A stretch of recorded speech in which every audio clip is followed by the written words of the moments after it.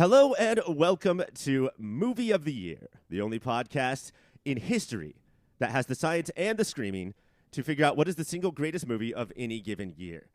But tonight, and for one night only, except for also next week and other various weeks, movies step aside because we are so dick deep in 1984 right now. We have to talk about the music. Here to help me with it is former Movie of the Year host and probable 1984 champion, Greg. How are you, Greg? Hey, it's Greg, and I'm so excited to. Did you say get dick deep? I'm so excited to join you on that adventure, Ryan. Well, that just means that it's like a little bit above my knees, but below my waist. 1984 taught us that lots of straight guys like to watch their buddies fuck. That's from the movie Repo Man, and Our Lives. I have to say there's a lot about Repo Man that sticks with you, but that line has sort of haunted me, like some sort of uncomfortable phantasm. With us, as sometimes, is Taylor. Taylor, how long has it been? I don't know. How long is dick deep? In my world, about 5 inches, baby. Then it's been about 5 inches, baby. God, has it been 5 inches already since we've seen each other? I know. The moon turns and the tides with it. The moon turns and the tides with it. Taylor, Does the moon turn? Let's wait. Hold on. Time out. It does a little bit, sort of. I think the moon turns at the same rate that the Earth turns. That's why we only see the face all the time. Yeah, it's always facing us. It's but slowly it rotating, does but sort of turn. Oh, okay.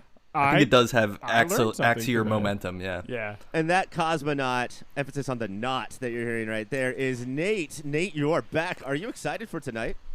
I am. All this sort of allusion to foreskin makes me think about the most popular time signature in music, 4/4.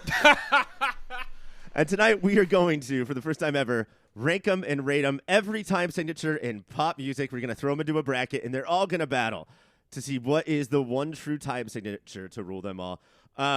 Just before we were about to record, Nate, you could not wait 2 seconds.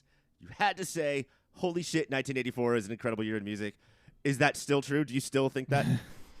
Yeah. I going through the potential options to put my list together, I was it's just a bounty of riches. Yeah, it's an embarrassment is the phrase that I'm looking for. I'm embarrassed. It's a literal embarrassment of riches. Could we argue, and we could say whatever we want because there's no proof. Is it the best year for at least like a certain type of top 40 pop in history? Yeah. I think we're hitting the perfect stride for like that blue-eyed soul mixes with, your Huey Lewis style radio rock. There's stuff going on here. There's stuff, guys. No matter what, there's stuff going on here. This moon is turning, and it's turning fast. Taylor, is this your jam at all? Is this your kind of shit? Have you met me, you motherfucker? This is like I'm trying to get the audience to know you better. Yeah, I wasn't like necessarily like living at this time. No, and like I wasn't like around. I wasn't part of the scene. So to speak, but it is spiritually the only thing that I care about. This is the exact vibe that just sort of tickles the part in my brain that releases the good chemicals that want to make me keep on living. And so, yeah, I did enjoy listening to and compiling my list for this draft. Yes, to answer your question. Let me ask you a question, Greg. Do you want to think of a question and then I'll ask you that, whatever you want, or should I ask like a pre-written question? You know what? Actually, Ryan, I'm going to take it from here. 1984 was perhaps the best year in like popular music, popular movies, and popular television. So really, except for America itself, 1984 was really a banner year. I think this is the time at which America turns from reality, which has become a little bit too much to take, and enters into sort of like a waking dream state that the country is like just now beginning to open its eyes and see that while we slept, everything deteriorated horribly. Yeah, is there a possibility that Reagan at some point was like, well, why don't we give them incredible pop culture and then they won't notice all the horrible things we're doing? Yeah, exactly. It's just like, okay, well, we no longer are going to provide basic social services, but have you seen Transformers? And it's like, damn, honestly, you had me at Transformers. I agree. Ronald Reagan made all of this. Yeah. He did this for us. Reaganomics.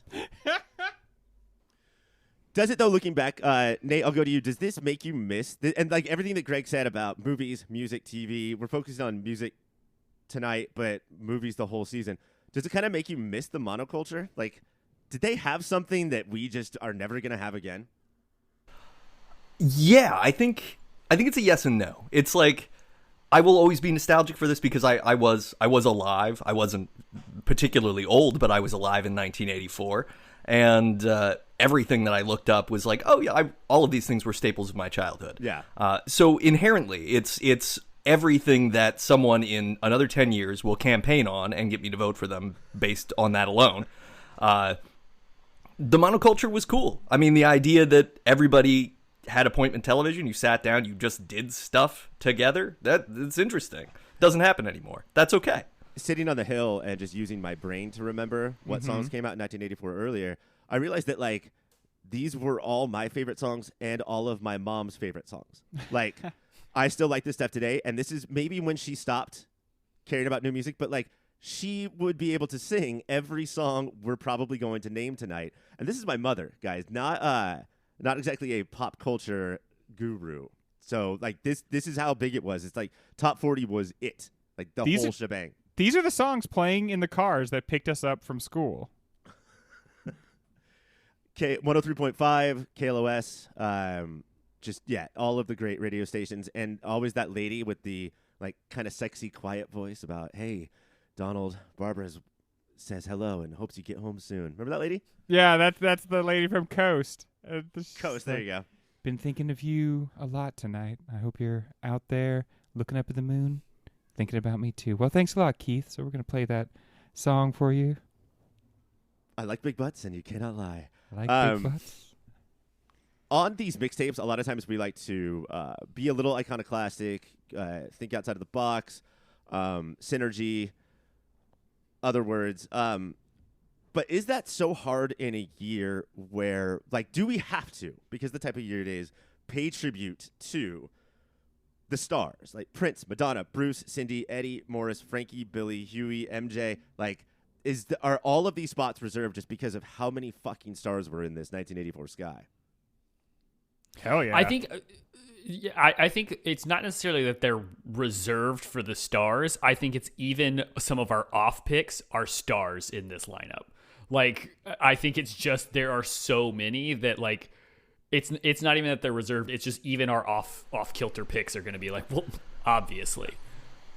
Yeah, the interesting thing is, like, all the like indie-ish bands that we could choose from '84 have been featured in some sort of developmentally important film from the 90s or 2000s as, like, a track on the soundtrack that you didn't hear because it wasn't on the radio, but boom, here it is, and now it's part of the zeitgeist. Yeah, the 20th seed on this list could be the number 1 seed on several other years' mixtape lists. And those are both great points because, like we were talking about, whether we were born or not in '84, nobody was of, like, the album buying age. So if this was like a 2014 mixtape, it'd be a lot easier for us to show, like, our bona fides. But, like, this, we're basically going with what stood the test of time, and it's an unbelievable amount of songs. Here are the rules of mixtape. Taylor has the opener. Nate has the closer, and that is reserved for him. So it is going to go Taylor, Greg, me, Nate in a non-serpentine order. We are going to collaborate and build a mixtape together, or a playlist, if that's what you call them. You can put your song that you choose at any point in the mixtape you want, as long as it is not the opener or the closer. Those are reserved. And only one song per main artist of the song. So if somebody's featured, that won't count. I don't know if they did that in the 80s, but just to throw that out there. Gentlemen, are we ready for this? Yes. Yeah, I think we got to be, Ryan. I mean, it's our honor and our duty. Because this is when we're recording it, so. Yeah. And we're almost out of tape. Like, I did not buy enough tape for tonight. So when we come back, Taylor will let us know the intro song for the 1984 mixtape. And now it's the moment you've all been waiting for, which means that after Taylor says the intro song, you can tune right the fuck out of this podcast. We got our commercials in. We don't even care. Taylor, when you found out that you had this honor, what was going through your head and what led you to your decision? I'll be entirely honest. I know usually I come onto these mixtapes and I bring some stupid bullshit and everyone gets mad at me and they yell at me and they say that I did a bad job. But I'm not going to do that today. And when I found out that I was going first, I didn't even really think about it that hard. There's just sort of one obvious kick-ass opener to any playlist or mixtape, and that is from a little artist known as Prince, and it's When Doves Cry, which starts off with the sickest fucking guitar solo imaginable. So it's great opener to a song, great opener to a mixtape. It's the only opener I could think of. Now, this, of course, does take Prince off the board because I think that he had about 14 songs that I wanted to put on this mixtape. When Doves Cry is definitely on there. Yeah, he released an album of songs to want to put on this mixtape. Yeah. Yeah. If we didn't have restrictions, this mixtape would be all Prince, basically, and like maybe a few others get some sidelines. You didn't start with Dearly Beloved. I didn't start with Dearly Beloved because that felt like a little bit too much preamble. Yeah. Like we want to pull everyone into the mixtape immediately. Let's get to the Prince part of the Prince song. And then I think that Purple Rain's probably a better, if you had the closer, Purple Rain might have been a better choice. Yes. Yeah, this is perfect. And Prince is off the board, which we all wanted to pick him, but at least we all know going through the rest of this episode that Prince is here. It's fine. Yeah. We don't even need to worry about the Royals at this point. Like we've got them covered. They've got their nut, so to speak. That they do. All right, Greg, you have to go number 2.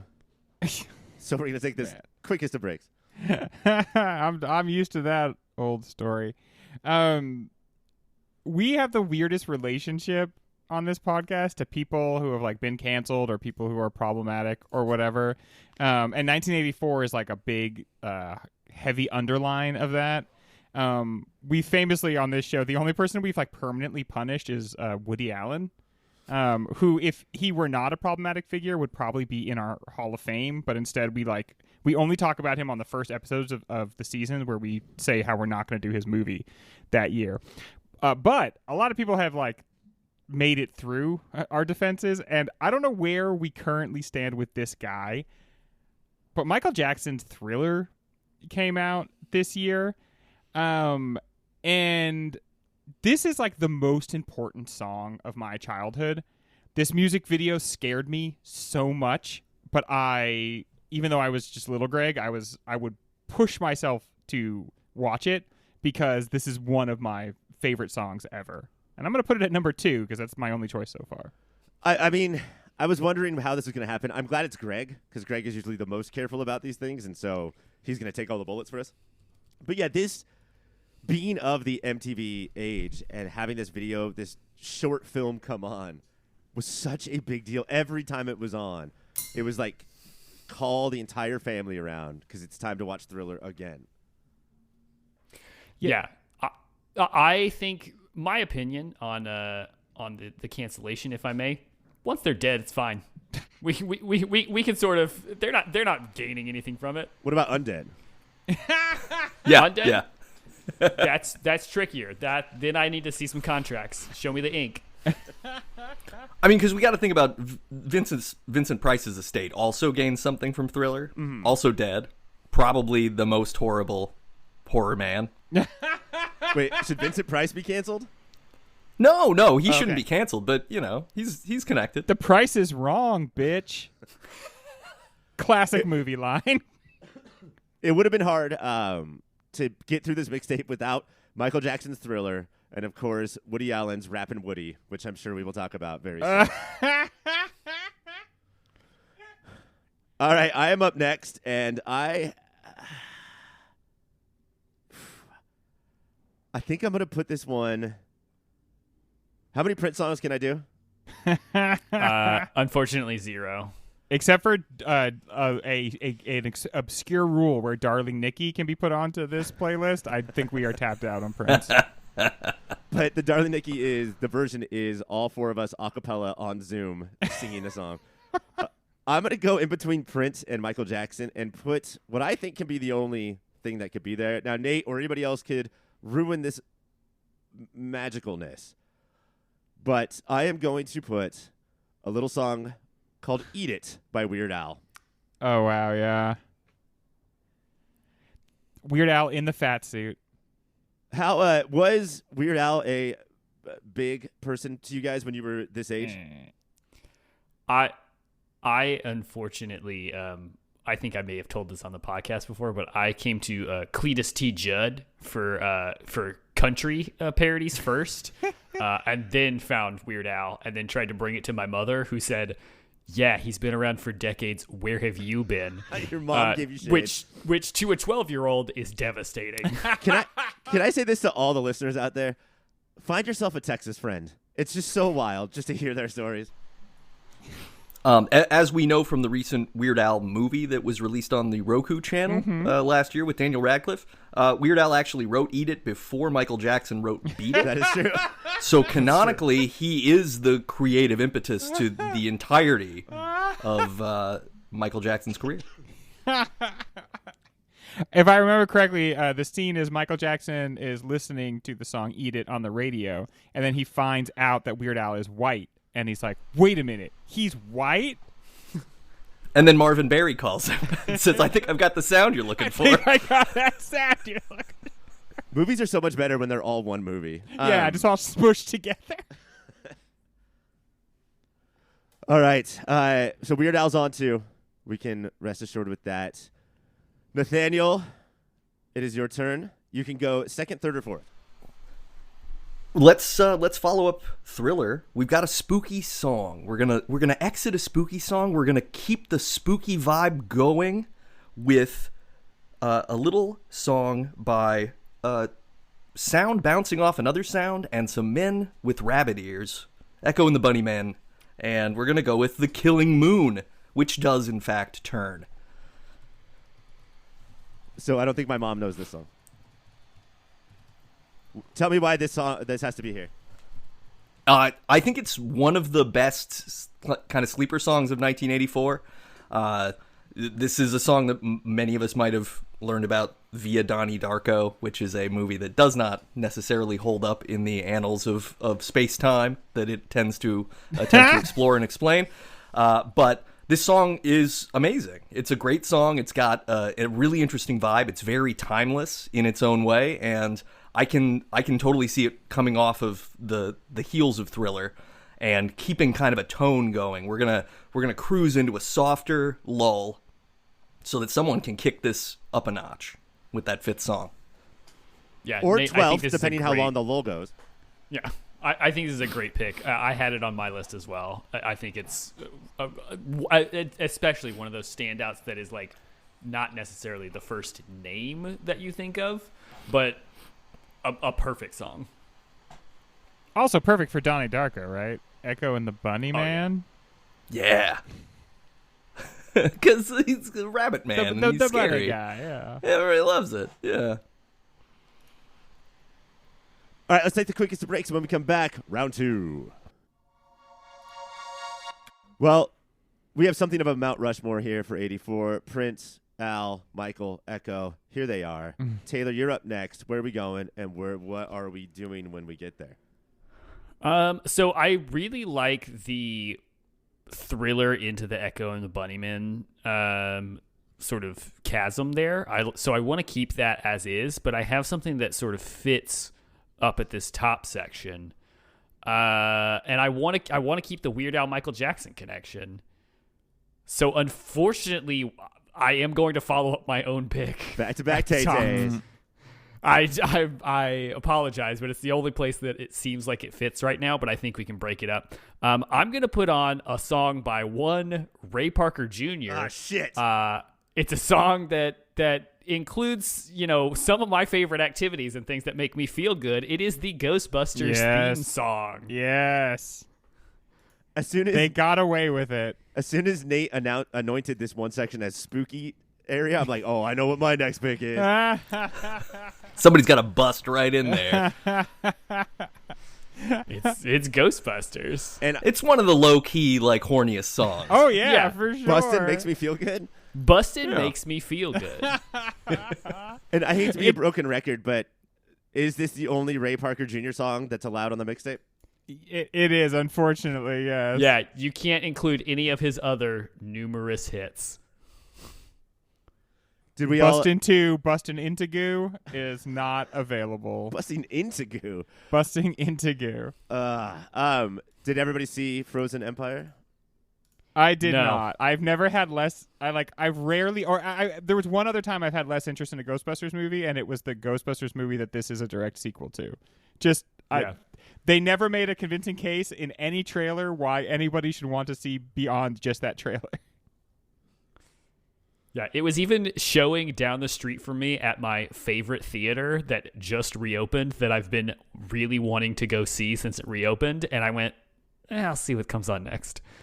Man, we don't. The nation has spoken, and it's just like, we don't want this shit. All right, excellent pick, Taylor. Greg, you are up. What are we doing? All right. Let's see. Taylor, where did you put yours I ended again? up putting it right after Prince. So in between Prince and Weird Al is where I put that bad boy. And I Busted love makes this, me how think. it is right now. It might change, but I love how it is because people turn it on and they're like, Prince, this shit is serious. Oh, wait, and then Ray Parker Jr. and Weird Al back-to-back. We know this is serious. And I think I want to preserve that little duo. We're getting nice little chunks here, and so like honestly, we're to pick our correct lanes is very important here. So I'm gonna go right after. I'm gonna break up Taylor's little tea party here, and I'm gonna put in the number 2 slot. I think I want something a little bit more expected up at the top, and I'm gonna go with the perfect 1984 song. Maybe not the best 1984 song, but the perfect 1984 song, which is Bruce Springsteen's "Born in the USA." And it really is kind of the perfect 80s song because if you don't, famously, if you don't pay attention to the lyrical content of it and instead just pay attention to like the upbeat sound and the fact that the letters U, S, and A are in it, then you're just like, yeah, dude, hell yeah. I also happen to be born in the USA. And yet it's like, okay, well, this song is about something pretty dire. And actually, like, just beneath the surface of its like poppy sound is a commentary on the failed promise of America. And goddamn, if that's not 1984, I don't know what is. The staunchest of Republicans coming out to stage to this song and just thinking like, right, guys? Like, yeah. You see how Right? patriotic I am? Yeah, I love that Bruce sued Reagan to not use this, and I'm also extremely mad at you for ruining my closer because I cannot use a Bruce song to close the list now. I had like 3 Bruce songs that I could not decide between, and I was hoping someone else would snipe it from me so I didn't have to make a choice. Yeah, we were gonna end this list on Glory Days because that is a wonderful closing album song, but we can't now. It's over. Also it's a all great over. 1980s song. I mean, a song very emblematic of the 80s. I think Bruce Springsteen in this year rivals Prince for like just number of songs that are all good. I was just gonna say that could have gone on this list. We were talking about Purple Rain being a greatest hits album as a single album, and this one is too. Like they were all every song charted. Like it's nuts the stats on this album. Dancing in the Dark is an awesome song. I'm on Fire is amazing. Like everything's good here. Yeah. Too bad. But great pick. That fucking butt on the cover with the bandana in the pocket. Hello. Yeah. How many butts can we put on this playlist? I say all of them. That's an interesting combination if you think of like 1984 and your cover is jeaned butts with a hanky hanging out the back. Like if you're gay at the time, you're like, wait, is this for me? Is this album for me? Is this representation? I remember not that long ago, and I feel like I've been like a pseudo not majored. I've never seen him live, but like a little bit of a Bruce fan for a long time, and yet never thought about this wormhole that Taylor was going down at the time of just how he all of his songs are just blue collar, covered in grease. I'm a worker, and he's just this like little drama kid doing a bit for his entire career. How fucking rad that is. His qualification for that is grew up in New Jersey. Yeah. And it's like I liked his music, but I could never identify him until I learned that part, and I was like, oh, I identify with you more than any other artist. Yeah. Oh, are you me? All right. I think that it is time to do a thing that we've all been waiting for. I'm going to go after Echo and the Bunnymen. I'm going to see if I can liven it up here. Maybe this is too, I don't know. This is too much of a breakneck pace, and we might need to enter something in between this song and Echo. But, guys, I have one direction for you, and that is to wake me up before you go. Hell yeah. This might be top 5 songs, greatest songs ever written. This is a song that I came to initially through it being sung in Talladega Nights while someone smothers someone else with a pillow. So that's my exposure to this song, and I still think of it fondly every time I hear it. It's so fun to have this be the backing track to some really dark happenings on screen. It's also an important song about like relationship etiquette. Yeah. If you're gonna spend the night with somebody, at least say goodbye. Wake them up before you go. Just leave a note. Leave some bagels. A weird thing that I have no experience in my own life, so I don't quite understand, which is if you sleep with someone and either you sleep in their bed overnight or they sleep in your bed, how do you get out of a bed without the other person in the bed waking up? Listen, sometimes other people are much stronger sleepers than you are. Yeah. And you have a body that wakes up at, 6 a.m. and you don't want to hang out until 10 a.m. whenever this person's getting up. Also, are you supposed to be in the other person's house when they wake up? Like, isn't it also kind of like... You gotta go. It's a complex gray area, especially when, generally speaking, alcohol is probably involved. Yeah. So, which is why I thought the song for so long was like, "Wake me up before you piss the bed." Like, wake me up before you go, because of things that happen when you drink too much. But yeah, I always thought it was like, "Wake me up before you put on tiny, tiny shorts and dance on a little box on stage." Yes. Well, always wake me up before anybody does that. Oh my God! If I'm somehow sleeping, please wake me up. Greg, you missed the craziest thing. All of us and not you put on tiny shorts and dance all night long. We might peak there. Like that's probably the best song. Also, in my younger years, I was in a punk rock cover band. I know, novel idea. We were the first to think of it, and I realized doing the research that 1984 may have more songs that we turned into punk rock songs than any other year. Nate, we've got 7 here. Where are we going? I'm going to slide a song in between Echo and Wham. Thank you. With the idea that let's slowly turn the pace up a little bit. So I'm going to go with a classic song, not written by Taylor Swift, but of a exact same title as a Taylor Swift song, "Cruel Summer" by Bananarama. And you're saying this is right after Echo and the Bunnymen? Yeah. Let's put that at 7 and bump Wham down. Was this a little Gen X fantastic cancellation choice. of her just taking this title and thinking nobody would notice? I think so. I think she's a little bit too full of her own britches. She thinks she can do anything. She thinks she's above God. It might be time to take her down a not peg. in this house. And Nate, correct me if I'm wrong. I'm not a music expert. Is Bananarama different than Dramarama? They are, Okay. but only because of the letters B and D, which you learned on Sesame Street. I did. I totally did. I feel like when you're like trying to name your band, you're like, okay, well the name of the band doesn't even matter, and so then you decide on something silly like Bananarama, and then I feel like you spend the rest of the time in that band being like, I really wish we had just like spent a little bit longer on the name of this band. Yeah, shit. The labels printed all these business cards. I guess we're stuck with it. I'm so tired of hearing the name Bananarama. If you listen to any Dave Grohl interview that's more than 6 minutes long, he will bring up fucking Foo Fighters. Why did we do that?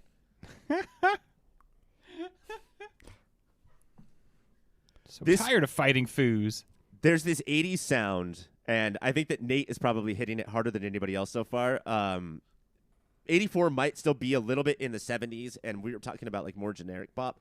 But I think Echo and the Bunnymen and Bananarama do have like this certain 80s feel to it the most out of any songs on the album so far. We're getting a little synth involved. Yes. And that's essential. I mean, there's some synthy stuff going on in Thriller too. But there's also like that Depeche Mode sort of like, I'm singing but I don't care about it as much, you know? Like Wham is into it. Wham is fucking coked up, and to me the 80s feel is a little bit more laid back. Guys, I have awful news. What? We have to take a cruel summer of 1 week until we can finish the rest of the mixtape. A whole week? How am I going to remember what other songs I picked? Nate, okay, here's what you do. Take that little receipt that you wrote all your songs on the back of, type that into a computer or word processor. Do you have WordPerfect? Wait, okay. Do I open Google for that? No. What? I'm sorry. Take maybe we should take this off. How do I Bing it? I'm going to teach you guys how to Bing. Right now, we have Prince, then Bruce, then Ray Parker Jr., Weird Al, Michael Jackson. This is some absolutely incredible work so far, guys. Echo and the Bunnymen, Bananarama, and then Wham. We are halfway done. Next week, on the Flippy Flop, after the cool summer, we're going to get into the cruel winter of the other half of the mixtape. For Taylor, for Greg, for Nate, and Ryan, we'll see you real soon. Keep listening to those mixtapes.